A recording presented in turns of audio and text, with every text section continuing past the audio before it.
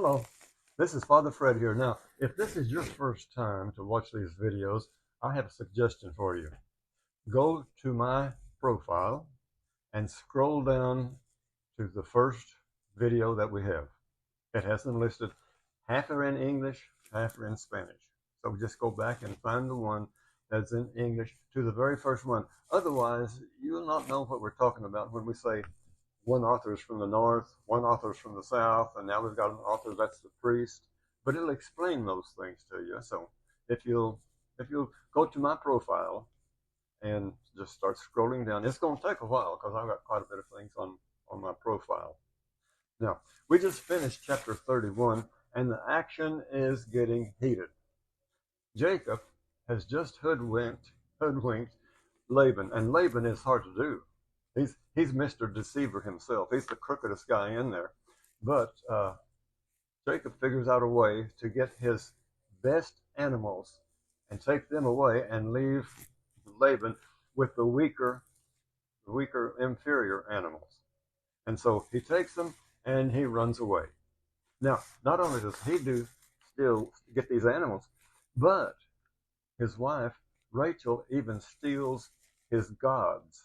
Now he is evidently straying away from the chosen people that's just supposed to have one God, or he's maybe he never was there to start with, but he did have anyway before Rachel came along. His daughter steals his gods. Now, why would she steal his gods? Maybe they're made out of gold.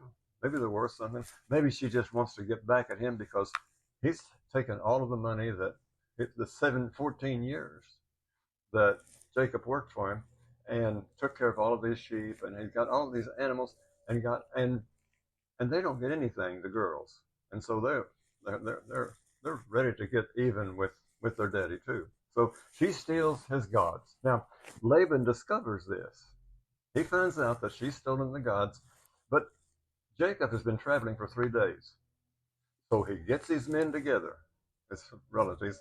They're going to go get Jacob, and he's really going to tell him. But in a dream, God tells Laban, "Don't you do anything wrong to him." God is protecting Jacob. Well, after he finds he's been tricked, well, he takes off after him, and he catches up with Jacob. He catches up with him, and he's got to vent this anger. He can't do a whole lot because God told him not to, and you don't do. If God tells you not to, you better not do it. So they're gonna they have. He gets to vent whatever he wants to say. He gets it out of his chest, and then after he gets everything told, well, then they decide to make a pact together. They put up some stones, make like a little. It's to serve as a testimony for them, they say, or as a witness that Jacob cannot cross over into the land of Laban, nor Laban cannot come back and get Jacob, so that they don't trust each other. I don't think they even trust themselves, but that's what they have a pact for. Now, we're going to go to the next day. We're going to go to chapter 32 in Genesis, to verse 1, and Laban is getting ready to leave now. He's up the next morning, and he's going to be leaving out. So I'm going to read to you. Open your Bible to chapter 32 of Genesis, and the first part is going to be from the north. It's going to be from the north, and after the first 3 verses, it's going to change to the south. This redactor just goes in and out. He makes a story out of it, using both from the north and from the south, so that he doesn't leave anybody out. So we start. Verse 1. Early the next morning, Laban kissed his grandchildren, because he's got 11 grandchildren, you remember now, because they've been having children. His 11 grandchildren and his daughters, got 2 daughters, and he blessed them, and then he set out on his journey back home. Notice one thing, he didn't bless Jacob. He didn't kiss Jacob. Now it was common back then for one man to kiss another, but he does not kiss him. He does not even give a blessing, just to his daughters. Verse 2. Meanwhile, Jacob continued on his way, and God's angels encountered him. And when you see the word God, it's going to be for the Supreme Being. It's going to be from the north. And if you see angels, it's going to be from the north. Now, also, if you see dreams, there's no dreams here yet, but if you see those things, they are a rider that lives in the northern, those 10 tribes that broke away from the 2 tribes. Verse 3, when Jacob saw them, this is God's encampment. He says, so he named the place Mahanaim. And Mahanaim means 2 camps. 2 camps. And we're going to find out about some 2 camps in just a moment. Now, we're going to switch from God to Lord. And so we're going to be changing from the north to the south. Verse 4. Jacob sent messengers ahead to his brother Esau in the land of Seir, the country of Edom. Now, he's been over by the Euphrates River. He's coming back to Canaan, back to his family. But he's got to pass through Edom. And Edom means red, and his brother Esau means red. And you remember he gave him that red stew to get his birthright. So as he's coming back now, he's got to come through this land where Esau is the big shot. He's the leader. He's got all control. He's got to pass through there, and he's scared because of what all he had done to him. He robbed him of his birthright. He cheated by lying to his father, and so he's uneasy now. So here's what he has. Jacob sent messengers ahead. He's not going to go first. He's going to send a messenger. Jacob sent messengers ahead to his brother Esau in the land of Seir, in the country of Edom. And again, Edom means red, and Esau means red. Remember, he was red and hairy. And red stew is what he served to get his birthright. Then later he got his father's promise, his father's blessing. So he got everything. You kind of knew it was because when they were born, if you remember, Esau came out first. And here was Jacob holding his heel. He got more than his heel. He got his birthright, and he also got the blessing from his dad, deceitfully. Verse 5. He ordered these people that he sent ahead. He ordered them, say, thus you shall say to my lord Esau. He's kind of building him up. Say to my lord Esau. Thus says your servant. He's really putting it on thick. This is to say to my lord that your servant Jacob, I have been residing with Laban and have been delayed until now. Yeah, he's been delayed over 20 years, 14 years to get the daughters, 6 more years to get his share of the sheep, and now sometimes that he's been traveling. Verse 6. I own oxen, donkeys, and sheep, as well as male and female servants. I have sent my Lord, oh boy, he's buttering him up. I have sent my Lord this message in the hope of gaining your favor. He wants his favor. He better be trying to get his favor because he's going through his land. He's the one that's at risk now. And he has cheated his brother. And his brother, remember, said he was going to kill him. Verse 7. When the messengers returned to Jacob, they said, we found your brother Esau. He's now coming to meet you, and this has to be frightening. And 400 men are with him. 400. If he's still going to just come in to meet me, why is he bringing 400 men? He's shaking in his boots or his sandals. Verse 8. Jacob was very much frightened.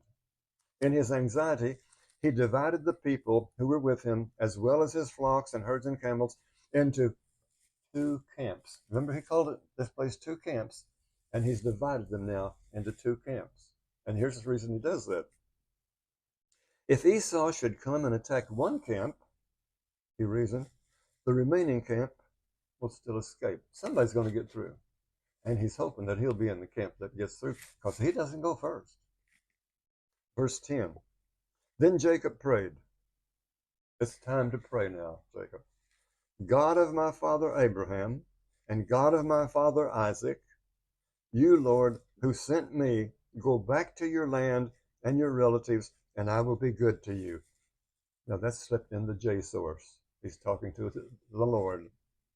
You, Lord, who said to me, go back to your land and your relatives, and I will be good. Remember when he told him, Jacob had previously, he had heard God tell him, you go back. Laban has treated you terribly. You've got a right to take these animals. You leave with them, and I'll go with you, and I will protect you. So he's thinking, again, verse 8, Jacob was very much frightened. In his anxiety, he divided the people into two camps, as well as these flocks, herds, and camels into two camps. And verse 9, if Esau should come and attack one camp, he reasoned, the remaining camp will still escape. So he's going to get somebody through. Then we had verse 10 where we come with the Lord. Then Jacob prayed, God of my father Abraham and God of the father Isaac, you, Lord, he's talking to God, to Lord, who said to me, go back to your land and your relatives, and I will be good to you. I'll protect you. So don't worry about Esau. That's what he's telling him. That's what he told him in the past. But he's still scared. Verse 11, I am unworthy of all the acts of kindness and faithfulness that you have performed for your servant. Although I crossed the Jordan here with nothing but my staff, I have now grown into two camps. He's got so many animals that it's fine to have two camps. We keep hearing two camps. Verse 12, save me from the hand of my brother, from the hand of Esau, that's his brother. Otherwise, I fear that he will come and strike me down, and the mothers with the children. He is really frightened. He's got a right to be hesitant. Verse 13, you yourself said, I will be very good to you. Remember that now. That's the second time he's told him, you told me that you'd be good to me. And I will make your descendants like the sands of the sea. You got to have descendants. Well, he's got some descendants already now, which are too numerous to count. Same promise that he made to his grandfather Abraham. If you just count the stars, there's going to be that many people that are going to be your descendants. Verse 14. After passing the night there, now this is changed completely to another writer and to another topic. After passing the night there, Jacob selected from what he had with him a present for his brother. He's picked a present for his brother now. He's by himself here. Here's what he's got for him. Verse 15. 200 she-goats, 20 he-goats, 200 ewes, that's lambs, female lambs, and 20 rams, that's male. Verse 16. 30 female camels. He's still going. 30 female camels and their young, 40 cows, and 10 bulls, and 20 female donkeys, and 10 male donkeys. He's trying to buy his way out of there. He's saying, go ahead and let my brother know that this is what I'm bringing him. He put these animals in the care of the servants in separate herds, and he told the servants, go on ahead of me, but keep some space between the herds. Keep some space between the herds. Odd. Maybe it's kind of like if he wants some, he's going to take some, but he can't get the others. Like two camps. Verse 19. Tell him, you tell him, not me. Tell him, to your servant Jacob, your servant. To your servant Jacob, but they have been sent as a gift to my lord Esau. From the servant to the Lord. Jacob himself is right behind us. That's what he's supposed to tell him. Here's all these gifts for you, and Jacob is coming. Please be soft on him. They're thinking that's what Jacob wants anyway. Verse 20. He also ordered the second servant and the third and all the others who followed behind the herds. Thus and so you shall say to Esau when you reach him. Verse 21. And also tell him your servant Jacob, well, he's getting it on there. Your servant Jacob is right behind us. For Jacob reasoned, and here's why. If I first appease him with a gift that precedes me, then later when I face him, perhaps he will forgive me. He's still got the deception in his life. Verse 22. So the gifts went on ahead of him while he stayed that night in the camp. He stayed in the camp, and something really unusual is going to happen in this camp. Jacob is going to get a new name. Now you remember, God changed Abram's name to Abraham and Sarah's name to Sarah because they were going to be the mother and the father of many nations. Now he's going to change Jacob's name, and it's going to have, every time God changes somebody's name, it's for a reason. Let's find this reason. Verse 23. That night, however, Jacob arose, took his two wives, remember Rebekah and Leah, with the two maidservants, and you remember them, Bilhah and Zilpah, and the 11 children. They had 11 children. Now, remember this. Leah has had 6. Each of the two male servants have had 2. That's 6, 8, 10. And Rachel has had 1. Finally, she's had a child. Her name is Joseph. She's got 1 child. Now, there's going to be 12 because we're going to have 12 tribes of Israel. But she doesn't have the 12th one, but she's going to have pretty soon. Verse 24. After he got them and brought them across the wadi and brought them over what belonged to him, Jacob was left there alone. Here's where he's going to get a name change. Jacob was left there alone. Then a man wrestled with him until the break of dawn. That's just thrown in. That's completely different. He wrestled with a man. Now you remember whenever Abraham was sitting out in front of his tent, and it said 3 men came, and one of them was God. So sometimes the writer writes as a man here, and it's really God that he's talking about. And I think that's what it is here, the way we read this. Verse 26 says, when the man saw that he could not prevail over him, he struck Jacob's hip at the socket. Now this is God, and he can't beat him. So that Jacob's socket was dislocated as he wrestled with him. That's strange, isn't it? If you see you can't win, so you're going to paralyze him. Going to hinder his ability to walk. So he won't be able to walk straight anymore. The man, which probably is God, then said, let me go, for it is daybreak. He's wrestled with him all night long. But Jacob said, I will not let you go until you bless me. He knows, or at least the writer is writing in there that the writer is letting us know this is God. God's the one who can bless people.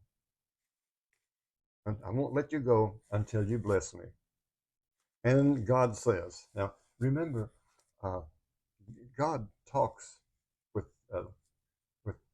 people, and they talk with him. They wrestle with him. Just like back in chapter 2 in Genesis, God made him formed Adam out of the dirt. Then he made clothes for him. Then he planted a garden for him. So God and man worked together. And this, he says, it tells him, what is your name? And the man asked him, and he answered, Jacob. Here's something going to happen. Then the man said, you shall no longer be named Jacob. When God changes your name, he changes it for a reason. Just like he changed Abraham, because he's going to be the father of many nations. That's what it meant. He's going to change his name here to listen. You will not be called Jacob, but Israel. He is going to be, it's a special job that you get whenever you get your name changed. The whole country is going to be his. The country is going to be named Israel, and that's his name. Because you have contended with the divine. Now we'll find out you've contended with the divine and human beings and have prevailed. You've done held your own against God. Jacob then asked him, please tell me your name. And he answered, why do you ask for my name? With that, he blessed him. Didn't answer him. Why did you ask me?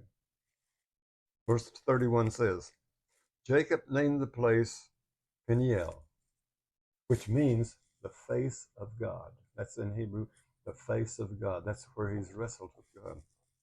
Because I have seen God face to face, he said, yet my life has been spared. Now that's, if you saw God face to face, you were not supposed to be able to live. But he is something special. He's seen God face to face, and he did not die. Verse 32, at sunrise he left, and look at the name of the place he's going to leave, Penuel. It's spelled a little different in 32 than 31. Sometimes the authors, or in our copying, the town gets two different names. It gets spelled two different ways anyway. And verse 32, here's what happened because he's got his hip cursed. Jacob limped along because of his hip. That is why to this day the Israelites do not eat the sciatic muscle that is in the hip socket, because he had struck Jacob's hip socket at the sciatic muscle. That's the end of that chapter. We're getting along. It's getting interesting. Getting somewhat a little dangerous sometimes. It's for Jacob. At least he's frightened enough to know that he might be in trouble. So for next week, let's see what they do. See if Jacob can wiggle out of this, or see what's going to happen, because he's going to be meeting his brother Esau, and that's after he tricked him out of his birthright, tricked him out of his father's blessing, tricked him everything, and he wanted to kill him, and now they're about to come face to face. But one of the main things here is, in this story, and this might be, this is the reason that chapter exists, I think, it's to let us know that God has given Jacob a new name. You know, in our baptism and in our confirmation, we get new names.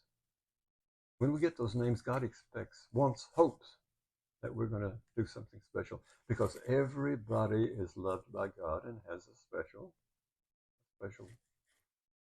gift here in this world. So you might wonder, what's my gift? See if you can find out what it is and serve God. I mean, enjoy reading the Bible and enjoy seeing these videos. God bless you. You have a wonderful day, and I'll see you next week. Adios.